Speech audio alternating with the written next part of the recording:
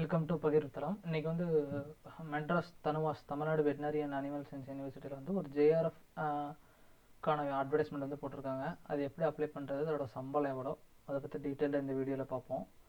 So இதை fund பண்ணுற யாருன்னு பார்த்தீங்கன்னா council of scientific and industrial research CSIR.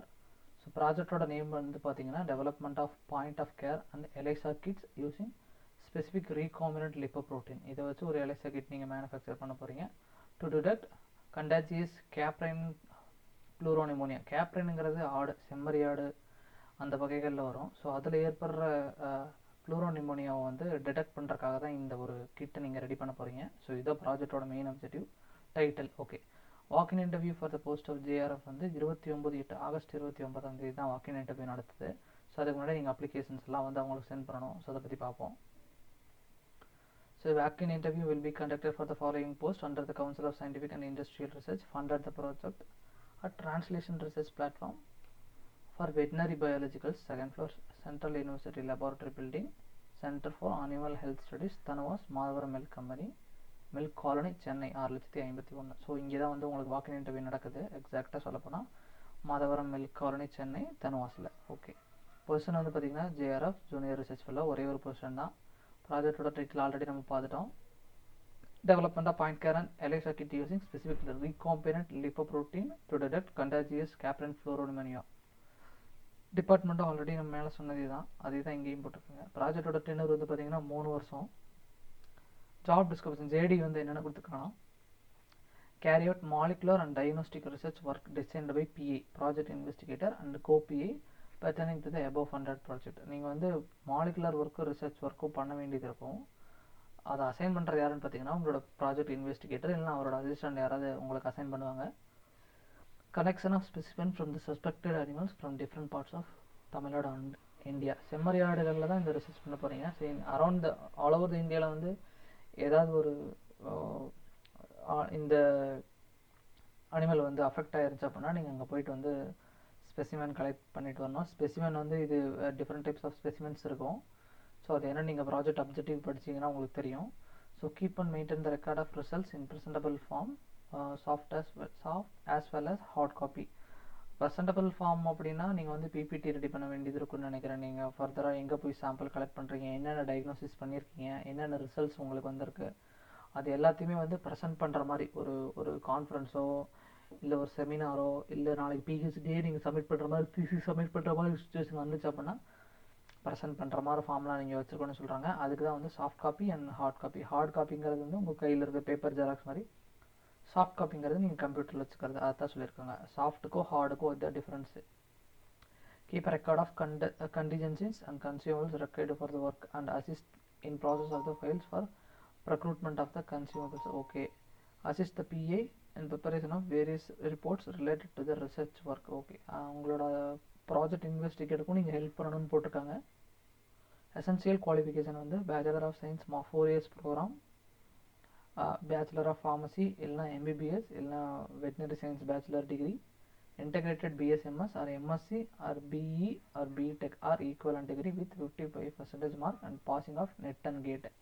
NET GATE கண்டிப்பாக முடிச்சிடணும்னு சொல்லியிருக்காங்க. அது போக வந்து ஸ்பெசிஃபிக்காக வந்து வெட்டினரி சயின்ஸ் மட்டும்தான் போட்டிருக்காங்க. அப்புறம் MBBS, bachelor of pharmacy,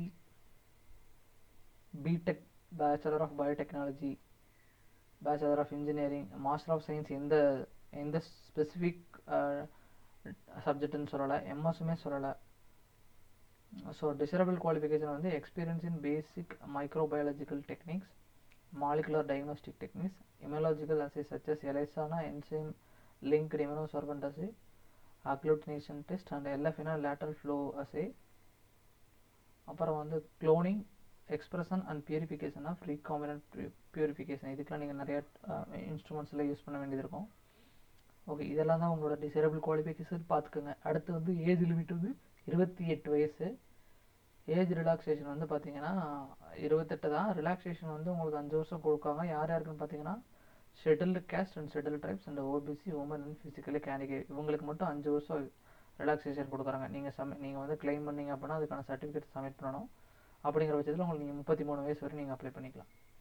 fellowship வந்து பார்த்தீங்கன்னா JRFக்கு 37,000 per month plus HRA as per CSIR guidelines. CSIR guidelines என்னென்னு பார்த்துக்கோங்க, எத்தனை பர்சன்டேஜ் ஹெச்ஆர்ஏ அப்படின்னு, 8 10 12 24 எத்தனை பர்சன்டேஜ்னு பார்த்துக்கோங்க. ஸோ அதை பொறுத்து தான் இந்த ஹெச்ஆர்ஏ மாறும். 8%னா 37,000 8% வரும். 10%னா 37,000 10% வரும். 20%னா 37,000 20%. அதாவது இந்த 37,000 ப்ளஸ் ஹெச்ஆர்ஏ வரும். ஸோ அதை நீங்கள் வந்து இந்த சிஎஸ்ஆர் கைட்லைனை பார்த்துக்கோங்க. எனக்கு தெரிஞ்சு 14% கொடுப்பாங்கன்னு நினைக்கிறேன்.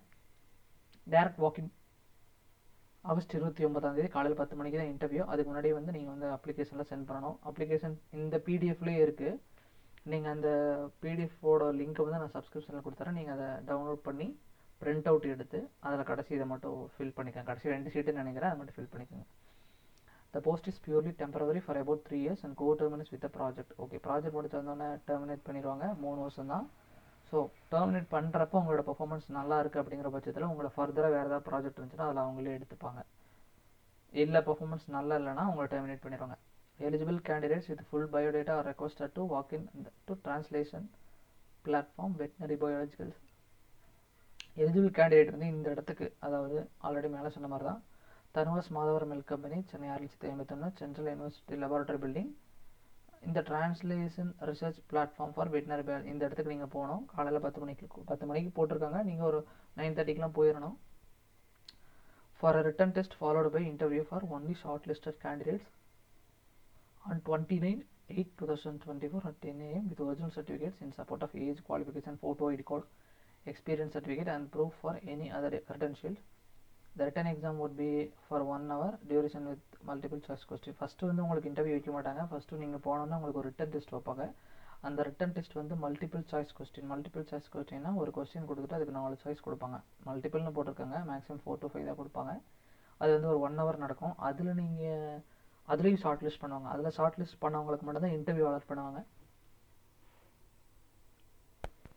ஸோ இன்டர்வியூ அப்புறம் ரிட்டன் டெஸ்ட் 2 மார்க்கை வச்சு உங்களுக்கு ரேங்க் லிஸ்ட் போட்டு அதில் யார் நல்லா பண்ணியிருக்காங்களோ அவங்களுக்கு தான் வந்து வேலை கொடுப்பாங்க. மொத்தம் ஒரே ஒரு போஸ்ட் தான். ஸோ ஷார்ட் லிஸ்ட் பயங்கரமாக இருக்கும். Working personnel are requested to attend the interview with no objections letter from the present employer. இப்போ நீங்கள் வெளியில் எங்கேயாவது ஒர்க் பண்ணிட்டு இருக்கீங்கன்னா நோ அப்ஜெக்ஷன் லெட்டர் வந்து ப்ரெசன்ட் எம்ப்ளாயர்கிட்ட வாங்கிட்டு வரணும் கண்டிப்பாக. No TA DA already provide, அதாவது ட்ராவல் அலவன்ஸோ டிஎன்எஸ் அலவன்ஸோ கொடுக்க மாட்டாங்க. இவங்க தான் வந்து project investigator doctor M Ananda Chitra. For any queries இந்த இமெயில் ஐடிக்கும் இந்த மொபைல் நம்பருக்கும் நீங்கள் கூப்பிட்டு பேசிக்கலாங்கிறதுக்காக இதை மென்ஷன் பண்ணியிருக்காங்க. அப்ளை பண்ணுறதுக்கு முன்னாடி எதனா டவுட் இருக்குது, அப்ளை பண்ணதுக்கப்புறம் எதனா டவுட் இருக்குது, செலக்ட் ஆனதுக்கப்புறம் டவுட் இருக்குன்னா இந்த மொபைல் நம்பர் இந்த இமெயில் ஐடி நீங்கள் ஃபாலோ பண்ணிக்கலாம். எந்த டவுட்னாலும் நீங்கள் கிளியர் பண்ணிக்கலாம்.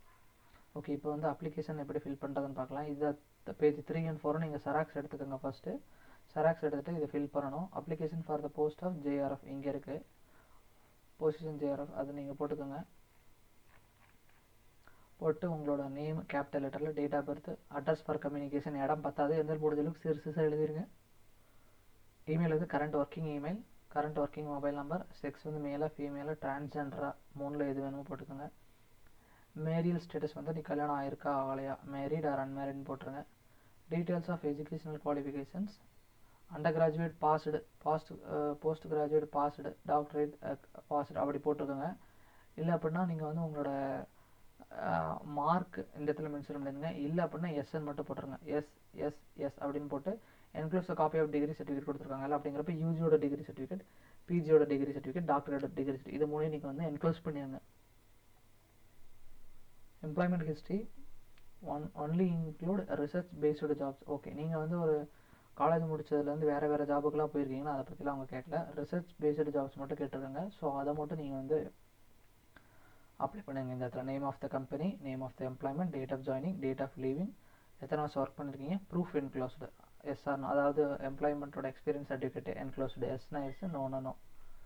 என்க்ளோஸ் பண்ணலைன்னா நோ கொடுத்துருங்க. என்க்ளோஸ்னால் இணைச்சிருக்கீங்க அப்படின்னா எஸ் கொடுங்க, இணைக்கலை அப்படின்னா நோ கொடுத்துருங்க. Research publications in PubMed indexed journals, PubMed indexed journals only மட்டும் கேட்டிருக்காங்க. இதில் நீங்கள் பப்ளிஷ் பண்ணியிருந்தீங்கன்னா எஸ் கொடுத்துருங்க. இதில் வந்து ஃபஸ்ட் ஆத்தர் கோஆத்தர் நேமெல்லாம் கேட்டிருக்காங்க. ஸோ எக்ஸாக்ட்லி அவங்க அந்த நேமெல்லாம் நீங்கள் போட்டுருங்க. இண்டிகேட்ஸ் நம்பர் ஒன்லி, எத்தனை நம்பரோ அத்தனை நம்பரை மட்டும் விட்டுருங்க.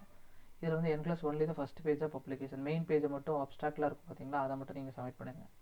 Posters or lower presentation scientific conference இருந்துச்சுன்னா, அதாவது நீங்கள் ஏதாவது கான்ஃபரன்ஸில் வந்து நீங்கள் ஏதாவது ப்ரெசன்டேஷன் பண்ணியிருக்கலாம், அந்த மாதிரி எதுனா இருந்துச்சுன்னா அதை கேட்டிருக்காங்க. அதுக்கான சர்டிஃபிகேட் இருந்தாலும் அதையும் என்க்ளோஸ் பண்ணிடுங்க. நோனா நோன் போட்டுருங்க, பண்ணல அப்படின்னா நோ போட்டுருங்க, பண்ணியிருந்தீங்க அப்படின்னா எஸ் போட்டு அந்த சர்டிஃபிகேட் என்க்ளோஸ் பண்ணிடுங்க. இதில் தான் கேட்டிருக்காங்க national and international work shop இல்லைனா வந்து செமினார் எதுனா அட்டன் பண்ணியிருக்கீங்கன்னா அட்டண்டட்னா எஸ், பண்ணலன்னா நோ போட்டு ஹைஃபன் போட்டு விட்ருங்க. ஓரல் ப்ரெசன்டேஷனும் அதே மாதிரி தான், ஏதாவது கொடுத்துருக்கீங்களா எஸ்னா எஸ், நோ. போஸ்டர் ப்ரெசன்டேஷன் என்ன பண்ணியிருக்கீங்களா எஸ்னா எஸ், நோ. பேட்டன்ஸ் இருந்துச்சுன்னா வந்து உங்களுக்கு கிராண்டாக இருக்குது இல்லை ஃபைல் பண்ணியிருக்கீங்க அப்படிங்கிற பட்சத்தில் இருந்துச்சுன்னா அப்படி எஸ் போட்டுருங்க. எத்தனை இது பண்ணியிருக்கீங்க அதெல்லாம் நீங்கள் இதில் மென்ஷன் பண்ணணும். அடுத்து no objection certificate from the present employer. நீங்கள் வாங்கியிருக்கீங்க அப்படின்னா எஸ் போட்டு அதை என்க்ளோஸ் பண்ணிடுங்க. வாங்கலை, நான் ஒர்க் பண்ணல எங்கேயுமே கரண்ட்டில் அப்படின்னா நோ போட்டுருங்க. அவார்ட்ஸ் ஏதாவது இன்டர்நேஷ்னல் லெவலில் வாங்கியிருக்கீங்க அப்படின்னா அதுக்கான சர்டிஃபிகேட் இது இணைக்கணும். கீழே அதே மாதிரி இன்டர்நேஷ்னல் லெவலில் என்னென்ன பண்ணியிருக்கீங்க, நேஷனல் லெவலில் என்ன அவார்டு வாங்கியிருக்கீங்க, ஸ்டேட் லெவலில் யூனிவர்சிட்டி லெவலில் என்னென்ன அவார்டு வாங்கியிருக்கீங்க அதெல்லாம் இந்த இடத்துல மென்ஷன் பண்ணிடுங்க. ஃபார் எக்ஸாம்பிள் நீங்கள் வாங்கியிருக்க ஃபெலோஷிப் கூட மென்ஷன் பண்ணலாம். கேட் வாங்கியிருக்கீங்க, நெட் வாங்கியிருக்கீங்கன்னா நேஷனல் எலிஜிபிலிட்டி ஃபெலோஷிப் அதை போட்டுருங்க இந்த இடத்துல. Any other relevant information enclose the copies of supporting documents. Okay, டிக்ளரேஷனில் உங்கள் பேர் இந்த இடத்துல எழுதிருங்க. I am Manikandan, hereby declare that all the information provided by me in this application from true or accurate. I understand that if any of the information given by me is found to be incorrect, my candidature to the above position is liable to cancel. நான் மேலே கொடுத்துருக்குது எல்லாமே உண்மை தான். ஏதாவது ஒரு சூழ்நிலை நான் கொடுத்துருக்குதெல்லாம் பொய்ன்னு தெரிய வந்தால் என்னோட அப்ளிகேஷனை கேன்சல் பண்ணிடுவீங்கிறத நான் உணர்ந்துக்கிறேன் அப்படின்னு போட்டு உங்கள் சைனை டேட்டு போட்டுருங்க. டேட்டை போட்டுட்டு உங்களோட மற்ற சர்டிஃபிகேட்ஸ் எல்லாத்தையும் செல்ஃப் அட்டஸ்டட் பண்ணி மொத்தமாக ஒன்றா சேர்த்து 2 பை போஸ்ட் பை மெயில்னு எதுவுமே சொல்லவே இல்லை. ஸோ நீங்கள் இந்த மெயில் ஐடிக்கு மெயிலாகவும் அனுப்பிடுங்க, இந்த அட்ரஸுக்கு போஸ்ட்லேயே சென்ட் பண்ணுங்க. 29ஆம் நீங்கள் அனுப்பணும். ஸோ நீங்கள் ஒரு 20ஆம் அனுப்ப ஆரம்பிச்சிருங்க. அப்போ தான் வந்து அவங்களுக்கு போய் சேரும். ஸோ முடிஞ்ச அளவுக்கு ஜுவாலஜி, பாட்னி, வெட்டினரி சயின்ஸ், அப்புறம் இதில் போட்டிருக்க சில டிகிரிஸ் நான் தம்ப்நெயிலில் வந்து போடுறேன். படிச்சிருக்க எல்லாத்துக்கும் இதை ஷேர் பண்ணுங்கள். எம்பிபிஎஸ் போட்டிருக்காங்க, வெட்டினரி சயின்ஸ் கொடுத்துருக்காங்க, ஃபார்மசி கொடுத்துருக்காங்க. ஷேர் பண்ணுங்கள். வீடியோ வந்து கடைசி வரை பாருங்கள். அப்போ தான் என்ன டீட்டெயில் இருக்குது, எவ்வளோ சம்பளம் அப்படிங்கிறது தெரியும். ஏன்னா சம்பளம் முன்னாடியே இல்லை, பின்னாடி தான் வருது. ஸோ அதை பற்றி சொல்கிறப்போ 37,000 ப்ளஸ் உங்களுக்கு சிஎஸ்ஆர் கைட்லைன்ஸோட ஹெச்ஆர்ஐ போட்டோன்னா கிட்டத்தட்ட 45,000 வந்துடும். 45,000 சம்பளங்கிறது வந்து ரொம்ப பெரிய சம்பளம் தான். அது இல்லாமல் நீங்கள் கவர்மெண்ட் இன்ஸ்டியூட்டில் வந்து கவர்மெண்ட் யூனிவர்சிட்டியில் ஒர்க் பண்ணுறீங்க, அங்கே நல்ல அட்மாஸ்பியர் இருக்கும், நிறைய இன்ஸ்ட்ருமெண்ட்ஸ் இருக்கும். ஸோ அதனால் இந்த மாதிரி வேலைவாய்ப்புகள்லாம் வந்து நிறைய பேர்த்துக்கு ஷேர் பண்ணணும். கிடைக்குதோ இல்லையோ, நமக்கு பயன்படுறமோ இல்லையோ, நிறைய பேர்த்துக்கு ஷேர் பண்ணி அவங்கெல்லாம் கண்டிப்பாக பயன்படணும். முடிஞ்சளவுக்கு ஷேர் பண்ணுங்கள் உங்கள் ஃப்ரெண்ட்ஸுக்கு. சேனலை லைக் பண்ணுங்கள். எங்களை எங்களுக்கு கொஞ்சம் இன்ட்ரெஸ்ட் வரும். சேனல் லைக்ஸு வியூஸ் அதிகமாக வந்துச்சுன்னா ஓகே, நம்ம சேனல் நிறைய பேர் பார்க்குறாங்க, அவங்களுக்கு பிடிச்சிருக்கு. ஸோ லைக் பண்ணுங்கள், ஷேர் பண்ணுங்கள், சப்ஸ்கிரைப் பண்ணுங்கள். So thank you.